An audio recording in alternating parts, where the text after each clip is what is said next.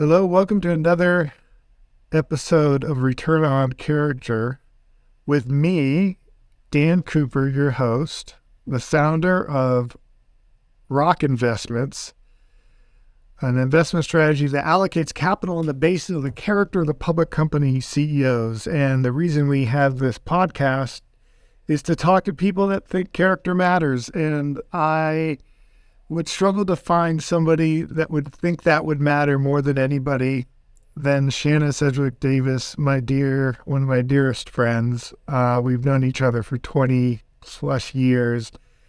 We've been on adventures together, and I am so grateful for the opportunity to share you with the Return on Character podcast. Welcome, Shannon. Thank you. Thanks for having me. It's nice to have you here. Shannon is the CEO of the Bridgeway Foundation. And I kind of like for her to start because it's so unusual and it's such a wonderful story. I'd love for you to start how you began your career in social justice and the fight for kind of the less of these in the world. And maybe a little bit as to kind of where that itch oriented, like where did it come from in you to fight for justice and do good in the world? Because you have a disproportionate dose of it, whatever it is. I mean, I'm going to go off a lot, but I mean, if ever there's a crisis in the world, and it could be in her circles, it could be floods in Texas, Shannon's there. She's showing up and helping people. And I just think you're so unique, and I love your heart. But tell us how it started with you. How did you feel? When did you first feel empowered to actually make a difference in the world? Well, I think it's interesting because you mentioned sort of working with what you'd say is sort of what's considered the least of these in this world, and for me, they're actually sort of the most of us, right? The best of us, and that's been a huge. This work's all been such a privilege, and it often doesn't feel like helping at all, right? It feels like being able to participate in these grand and extraordinary plans that people have for exacting, transformational change in their communities in a way that often I don't witness in sort of everyday life here in Texas where I live. So first and foremost, it's just such an extraordinary privilege. As to your question, I think it's rooted in a sense, or has always been rooted in a sense of justice. I think the idea of justice just made my heart beat a little faster from a really young age. And do you remember a moment where there was an incident that kind of triggered that for you and became, as a younger person?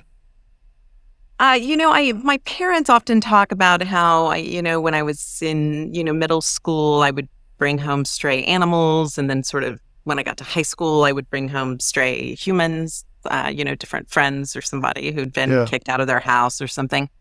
But no, I think it really was something that was always there. I was really fortunate that my parents always, didn't try to give me answers or tell me what I should do with my life, but often just ask questions and ask questions about my interest. And then were curious, right? When I would feel strongly about something, right? Why do you think you feel strongly about that, Shannon? And I think that just really helped define for me at a much younger age than I think some people get to have that defined, just exactly what it is that maybe I was sort of built to do in the world. And it seemed to center in and around justice.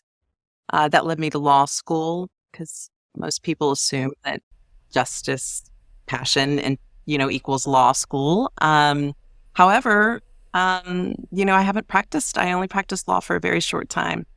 My law degree was very instrumental and helpful and still continues to be in some of the work I do. But, I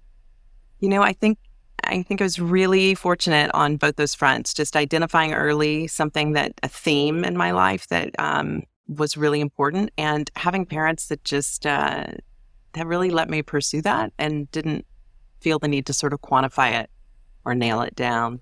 When you were in law school, just give us the date just so we have context. But what were there some specific justice opportunities that you took initiative around to try to make a difference in people's lives? And was that kind of the early stages of kind of exercising that legal mind of yours to be able to make change? Yeah, so I started law school in 1998 and graduated in 2000. And actually, intervening in that time in 1999, there were some awful earthquakes in Turkey, in Adapazarı and Gölcük in Turkey, which is really interesting timing, right? Because we've just seen a series of earthquakes in Turkey Right. recently that were even potentially worse than those, which were horrific in 1999. And so during spring break, I went over on a trip to Turkey and thought that I would help with some relief work. And what I found when I was there was that I was more drawn to some issues of injustice rather than just direct relief work there. Uh-huh. So I would take the ferry every day. Istanbul, has a ferry that runs through it that's sort of, it's half on Asia, right, and half in Europe. And so I would take the ferry boat in the mornings. And at the landing where we would catch the ferry boat, there were street children that oftentimes were sort of forced to sniff glue, right, and beg for funds. And I kind of befriended one of those boys, one of the younger ones, a boy named Pilar. And we became fast friends over that period of time. In the morning, I would come and, first I just gave him money, and then I watched this older man sort of take his money right after I gave it to him. So then I thought, oh, I'll be smart, right? And I will buy him food and give him food. But then I saw a bunch of people take the food from him after I did that. And so that was also a life lesson, right? A life lesson in presence. It's almost like, let's discharge the guilt, Shannon, and toss some money over to this kid versus actually, doing something meaningful and choosing to be present with that child. So, and I wised up and would buy some food for him or buy a Coke for him or something. And then we would sit down together while he ate it or drank it. And so that it wasn't then taken by someone else. And that was just an interesting time. It was really solidifying for me that, again, this idea of justice was something that I wanted to pursue. That justice takes many forms, and I still learn about that today, right? I learn in a lot of the areas and the environments I work, I've learned a lot about, that we probably pretty narrowly define justice here in the United States, and that justice is much, much broader than that and much more powerful than that. Right. So you finished law school. Where did you go from there? I practiced law for a short time in Dallas, and then I joined the International Justice Mission. It's got the name Justice in there even, and got to do some work, again, some international work around This was different the very atrocities. beginning. This is really, lots of people probably have heard of International Justice Yeah. Mission now, but what number employee were you, or I think I was like, employee 6. We were in a about, not tiny, that's not true. We were in a rather large home, but we were in a house in Virginia. That was our office space. And it was an interesting time. It's International Justice Mission's based in Washington, D.C. It was a really interesting time to be there. It was the first time that I'd ever lived anywhere outside of Texas. And 9/11 happened during that time. Those shootings that were happening with that boy and that man, one of the shootings occurred right outside of where my townhouse was at the time.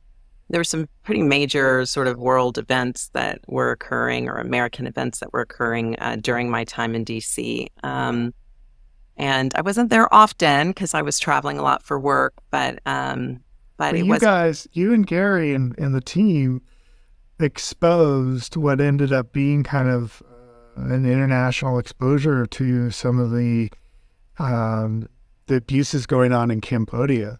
That was a big thing to be a part of. Can you tell us a little bit about that? Yeah, we had been investigating some human trafficking issues in Southeast Asia, and specifically in Cambodia, and even more specifically in a village called Svay Pa in Cambodia, and an area where young girls were being sold for sex, and oftentimes to Western men. I mean, that was an interesting thing, including a doctor who at the time was from Tulsa, Oklahoma. And so we put together an investigative case, did quite a bit of data gathering to understand the scope of the problem. And then, I was on the ground when we did a raid on those various brothels, and were able to secure some of those girls, those young girls, out of those brothels. For a multitude of reasons, we ended up bringing Dateline NBC with us, and they later did a piece called "Children for Sale" about that time on the ground.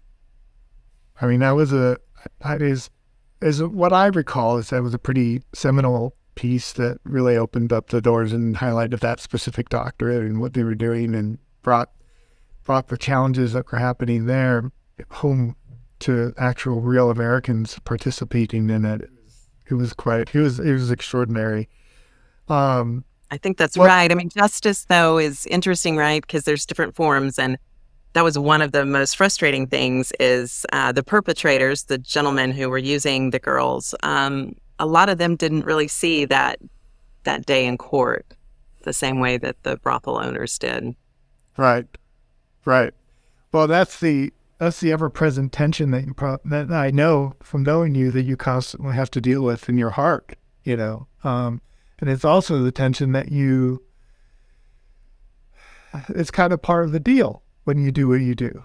You show up and you expose your heart, yourself to these human challenges that oftentimes hurt and don't always go perfectly to plan. And you and I have done that together over the years, but it's something that takes a toll. And I've always witnessed that in you, and you've handled it with such grace, and you never, ever have shied away from the fight. Let's pivot a little bit. So those are kind of your formative years of justice on the ground, out of academics and schooling. Out of Texas, where you're from, San Antonio. Tell us a little bit about what you ended up doing in Africa and how you found that mission. Shannon wrote a book called "To Stop a Warlord" about her and a group of extraordinary people that came together to try to make a dent in the LRA. With that, I'm just going to stop, because I want you to start the story. I want to hear how you first even got the inkling of taking on what most people would say is literally impossible to try and do. Yeah, no, it's really interesting, right? So I spent that time at International Justice Mission and learned so much, had just some extraordinary mentors, and then ended up working as CEO of a foundation that is based out of Bridgeway Capital Management called Bridgeway Foundation. And we had a mission statement that was quite audacious. It is a world without genocide and mass atrocity. And so what we were doing is we were providing grants out of our profitability to try and stop mass atrocity in a number of places. And so we had a huge grant portfolio with all different types of grants across multiple countries, up to 200 grants one year. And what I realized, several years into it, was we weren't actually executing on our mission statement. So we were going to have to make a really hard decision. We were either going to have to change our mission statement or try and do what our mission statement said. So we were doing some incredible work sort of prior to an atrocity or even during an atrocity in terms of awareness and funding activism and research on the atrocities, trying to encourage the United Nations or the U.S. government maybe to get engaged in certain issues. And then we were doing a lot of work on the back end, sort of in the recovery phase, right? A warlord goes and burns down a school, providing funding to sort of get that school back up and rebuild. But our mission statement was really in the center, right? It was in between those two things. It was about stopping mass atrocity or stopping genocide. And our grants just really weren't going to do that. And so kind of looked in the mirror and said, are we going to change our mission statement? Or are we going to try to do what we say that we're setting out to do? And we decided to try and do what we said we were setting out to do. And so we looked across the grant portfolio at different things we've been funding. And it felt like we had to pick one thing, right? Because that was such a huge idea, just even the idea of piloting that and seeing if it could work. We certainly couldn't be across, 20 countries and 200 grants. And so as we looked across that portfolio, the sort of lowest hanging fruit, at least to me and to the board, really looked like the situation with the LRA, which at the time was Africa's longest running war, the group that Joseph Kony was commanding at the time. And we had been funding several groups that were doing advocacy work on that, and we had been funding some groups that were helping with people who had come out from fighting on the LRA. So yeah, we picked that one, and that led to a solid decade of work in Central African Republic, Northeastern Democratic Republic of Congo, Uganda, South Sudan. Well, Shannon, how would you say you engaged that problem differently than, say, maybe other organizations that were trying to participate in helping solve the problem? Well, I think first, we chose to intervene in the conflict, right? Versus sort of, again, funding on either end of the spectrum of a conflict. And that's weird. I mean, there wasn't a model, there wasn't a blueprint for intervening in a conflict. What does that mean, like intervening? Does that mean like you show up in between the two parties and say, stop? Okay, no, we're not going to do this. I mean, how did you guys come up with a plan to even begin executing on? What was one of your first early aha or moves in the direction that kind of ended up somewhat working? Well, because we had been funding already so much on the advocacy side for that particular conflict, and even somewhat on the aftercare side, we did have some incredible resources and organizations that just knew a whole lot about the conflict, that we were able to learn from, including a lot of community-based organizations that were on the ground, right, hearing directly from the source. And there were two themes that just kept emerging about why this conflict was perpetuating. The first was just a lack of ability in these very remote areas where there's no cell service, oftentimes, not even sat phone service, for these communities to warn each other, right, as the LRA is coming, because the LRA would often tear through a village and then just a day or two later tear through the next village, right? And one village doesn't even know that the other is facing sort of, imminent attack. And so, one was communications, just lack of regional communications and ability for these communities to talk to each other and warn each other.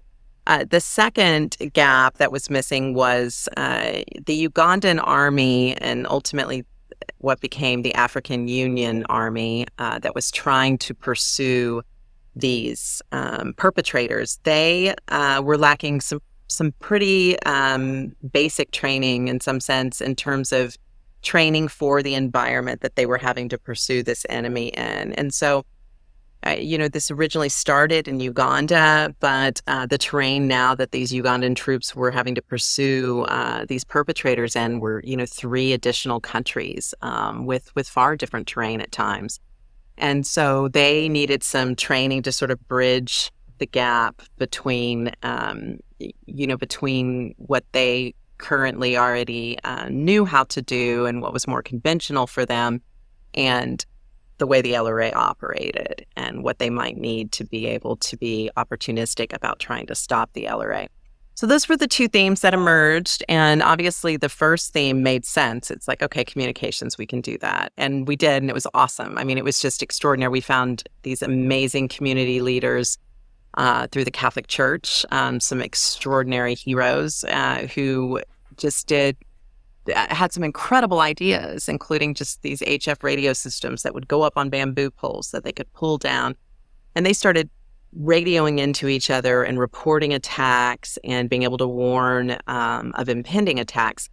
But something that came out of that was even further intelligence about how the LRA was operating, right? Which actually meant that the training was even more needed for the troops, because there truly was a way to exploit how the LRA was operating and potentially be able to stop them if there was the requisite training. And so then, a few months into that, we explored the idea of providing some training. That part was weird. That part was not usual. Definitely wasn't a blueprint for that. Definitely hadn't come across anyone who'd done that before that we could sort of piggyback on what they'd learned. And we set about just designing something like that we could de-risk. You went out and found. It wasn't like the Uganda military said, hey, there's this person, a guy over here that would really love some help. He'd be great in coaching our guys. You went out and found some of the most interesting characters that had been involved in Africa, and placed them for the Ugandans to bring their troops up to a fighting level that would actually cause the LRA to begin to lose its grip of terror on the entire region. For those that don't know, the LRA was kind of often seen as the most evil element in the world that was existing, operating, and creating and causing an incredible amount of pain and atrocities on the ground in Uganda. And Shannon, I would sometimes call her, and she would be on the other line, and she'd say, "Hey, hold on, we got some troop movements going on, and our guys are in there, and we think we got or preventing another raid by the LRA." This was not just a casual, let me intervene. You and your team, Laren, Poole, and others, were intimately involved in this, not just from a funding and strategy point, but you guys were actually on the ground, weren't you? I mean, you were there. Well, you helped me out, Dan. I was there. You came out and joined me one time when we were launching a raid on a large LRA element, and we knew we were going to have quite a bit of women and children, and we just needed extra sets of hands. And that's something that's so extraordinary about you, is you just didn't hesitate when I asked if you'd jump on a plane and join us. Well, and it's just this little bush plane that she hired, and it was my 40th birthday, and I got on and found her and Laren at a dirt runway in the middle of Africa. We slept in tents and on the ground, and I mean, it was a classic military environment. And there my friend Shannon was smiling and gave me a big hug when I got off the plane. I mean, trying to paint, if you will, just kind of some of the way, the challenges that you guys had, the duration of the struggle, and the degree in which, you really kind of up to your chin in this, every day. How did you manage all that? Yeah, no, it was extraordinarily challenging. It was, there were a lot of different aspects that had to be managed that I wouldn't have foreseen. Our advocacy ended up working. We had been bugging the U.S. government for so long to send some troops to help on this mission. They didn't. Then we went and did this training. And then a few months later, they did, right? So then we had U.S. troops there, but that actually complicated things at times because it was just really challenging to understand everyone's roles. And yeah, I mean, some of the most dangerous things that we did was, the air platforms, right? We're landing on a dirt runway at best, right? Oftentimes just a makeshift runway and some other things like this. Logistics were a nightmare because we were out in what National Geographic, called, one of the most undiscovered places on the continent. It was rife with challenges. I look back now, fairly exhausted, and I don't know where all of our energy came from. I know it came from the collective, right? There were so many extraordinary people of goodwill that just wrapped themselves around this issue and just said, enough is enough. And we don't have to accept this. We don't have to accept this about humanity. And it was people from all walks of life. It was people from multiple countries, and all of us were taking our cues from those people on the ground who were affected by the problem, right? It was this beautiful, uh,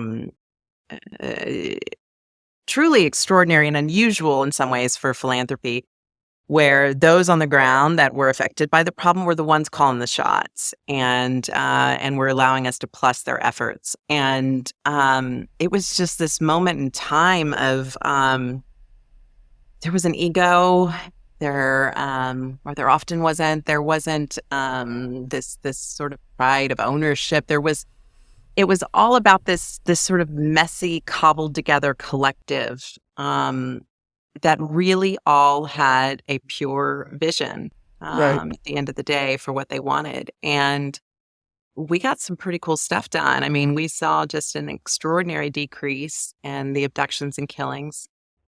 Two of the three first ever International Criminal Court indictees were removed from the battlefield. One has already stood trial now at The Hague.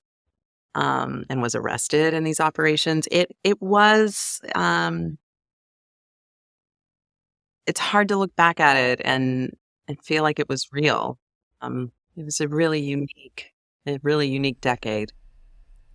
Yeah. So 10 years. Oh, And you had two little boys. did. Mama was going back and precious. forth. Two little boys, and Shannon was rappelling out of helicopters, and I would oftentimes find her in between, these big giant military men working out differences and conflicts. She was a bridge, an unlikely bridge that nobody would expect would show up in one of the worst places on the planet. And I saw the way you worked, and your courage during those days was extraordinary. Your tenacity, years and layers, the tenacity was incredible. Because lots of times, and this is maybe something that we could speak to, is that you didn't get good news. It wasn't like, oh, this week we got, we did all this, and I mean, most of the time it was bad news, right? How do you deal with that? Like, how do you deal with bad news all the time and keep showing up for 10 years? It's hard. It's hard to find a lot of good news in war. It's all about perspective. But there'd be these moments, right? One time we did a massive defection campaign and we saw 46 walk out. It had been cloudy all day, right? And as the helicopter landed, some of our helicopters and these women with children, some carrying infants still in their arms, disembarked from the helicopter and the clouds parted and the sun just shined, right? And it just shines off this red clay that we were standing on. Just everybody sparkled. And oh my gosh, like that gives you enough oxygen like for the next year, right? It's just like, for sure. Wow, that matters. That counts. Yeah. And I think that's something we're dealing with now. We're focused in part right now on Ukraine, and that situation. Again, it's just another situation where you just feel bolted to your chair in despair. I mean, you're just like, this. How is this going on? How is it allowed to happen first and foremost? How does it keep happening? Look at this loss of life we're facing, and these incredible treasures of people. I mean, just the bravest and the best of us. we're just letting perish from the globe, and we're just watching. And, I still have to sometimes reflect on some of what we experienced, there in Central Africa. To remember that when we push goodness out, when we pursue it and we pursue it purely, that it does count, and that it may take us a little bit to see how and why it counts, but that it does count. But yeah, it's challenging. It is, friend. Well,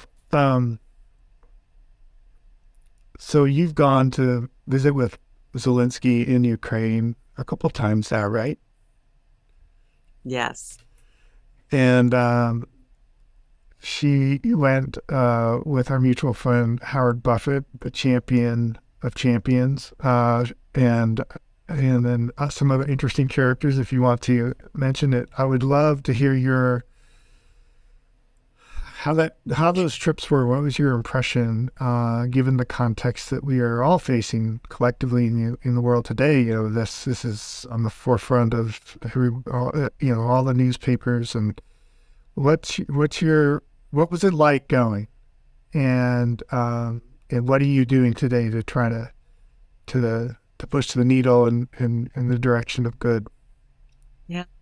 Yeah. So, I mean, what I learned, in all of my prior work, right, is there's this idea of, again, presence, right? Not just, again, even back to the story I told about Pilar, sitting with Pilar, right? I mean, that's not what I wanted to do. I wanted to hand him some money and then go do my thing.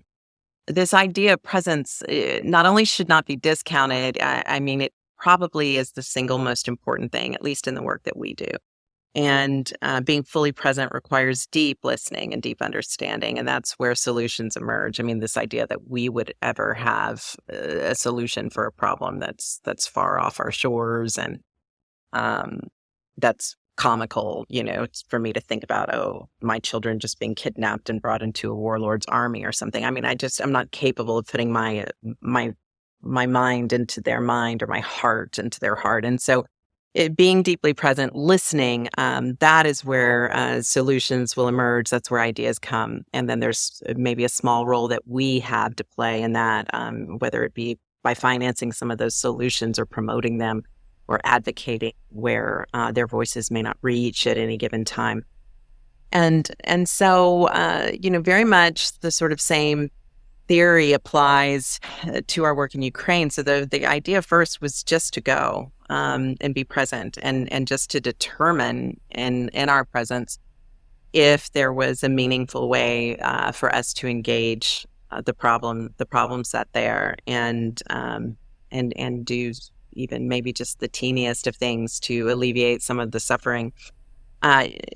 Ukraine does not, there are no planes flying in Ukraine, and there haven't been since the start of the war. So that makes things extremely challenging in terms of logistics and transport. So when you say, what was it like? I mean, generally speaking, we land in Poland, and then take a car to the border, and then take a train into the capital. So, and the train into Kyiv usually takes about 11 hours.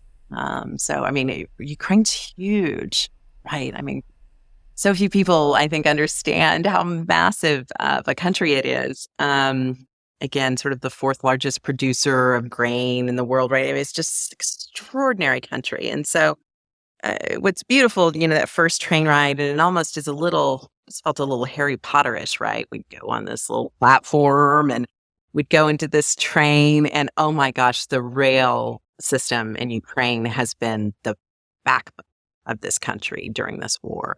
I mean, it is extraordinary. They'll have rail lines blown up, and within hours, they've repaired them. I mean, the rail system is literally the backbone right now of this country.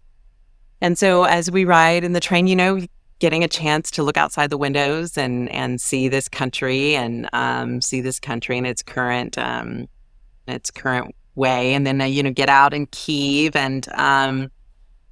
and then we spent some time in the areas that had been affected by war, had entire streets leveled, awful destruction. And my biggest takeaway is and I think now that we've talked about some of my history, my work history, I am not sure that I've ever encountered a more courageous population.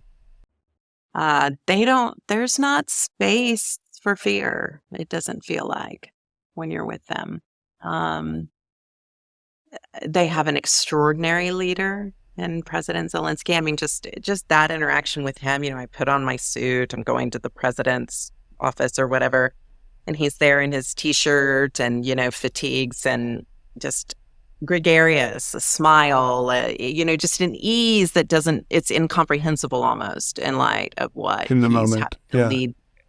Truly incomprehensible. His history as a comedian, I think, almost is helpful in some sense. He'll smile, he'll make a joke here and there. He creates an ease so quickly that that you want to follow him anywhere, and that you want to do anything and everything to help him. He's able to create that ease almost instantly. I mean, he's just so extraordinary, and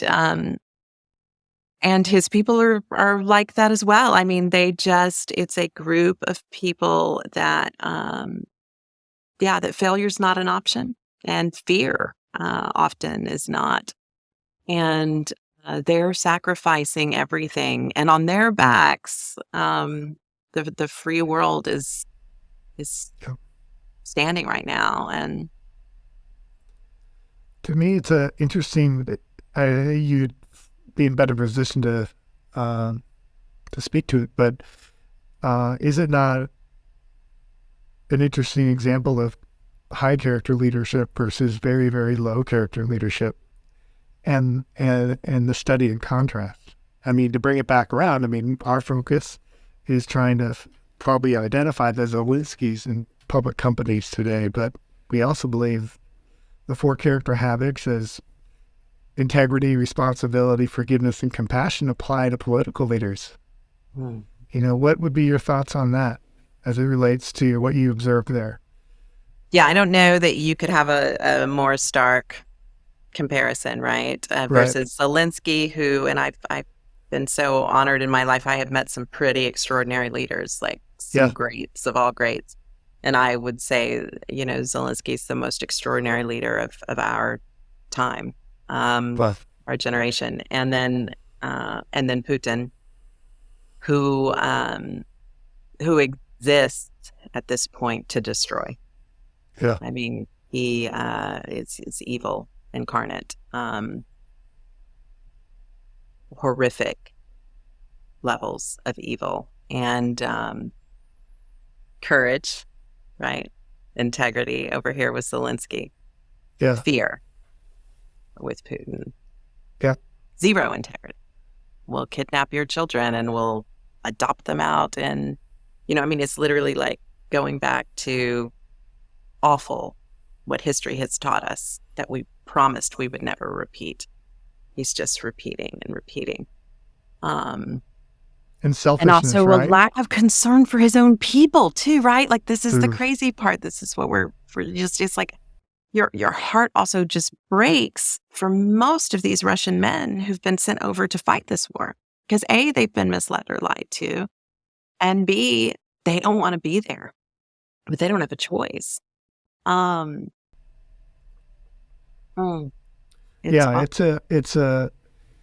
one of the most irrelevant contrasts in selfless leadership versus selfish leadership. We just happen to be experiencing it today. And it's a big motivator of return on character, is that we have to find a way to affirm leaders of character in the world and discourage the belief that it's going to be okay if we put in power leaders that don't have the character. And Yes. And the urgency, Dan, we have to show up for those leaders and we have to show up on time. We just have to. Like, enough is enough. Like, we have to show up for those leaders and show up on time. And we will leave a much brighter world for our grandchildren if we do. yeah, that's beautiful. Well, my friend, I've used a lot of your time today. I'm grateful for you and our friendship, the time that you've spent in this world to make a difference and be able to work together at different times. I should say for the record, so Rock Investments is majority owned by Bridgeway Capital Management. Bridgeway Capital Management is the organization that also has supported and walked along Shannon's Bridgeway Capital, our Bridgeway Foundation. And so we are intimately linked with what we give a call out to John Montgomery, the founder of Bridgeway Capital Management,